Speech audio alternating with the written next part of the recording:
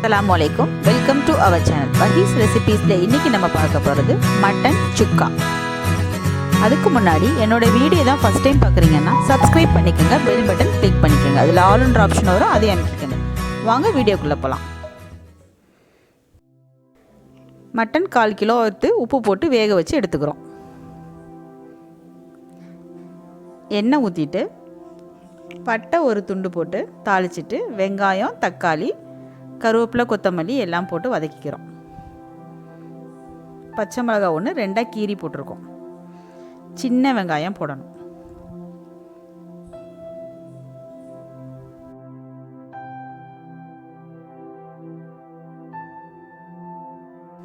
கால் kilo mutton உப்பு போட்டு வேக வச்சுருக்கோம்ல, அதுக்கு 100 கிராம் அளவுக்கு சின்ன வெங்காயம், ஒரு மீடியம் சைஸ் தக்காளி, நல்ல எண்ணெய் ஊற்றி நல்லா வதக்கிக்கிட்டு இருக்கோம். ஒரு மூடி போட்டு மூடி தக்காளி வெங்காயம் நல்லா வதங்கணும். ஏன்னா இது சுக்காங்கிறதுனால நம்ம தண்ணிலாம் வராது. அதனால் நம்மளோட ஸ்பெஷல் இஞ்சி பூண்டு விழுது,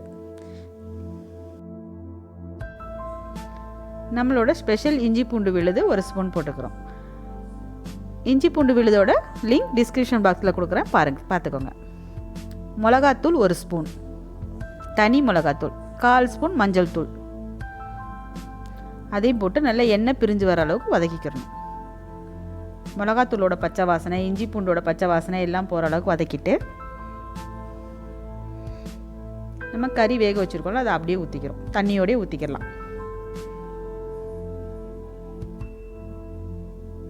இது சுக்கான்றதுனால குட்டி குட்டி குட்டியாக தான் கட் பண்ணணும்.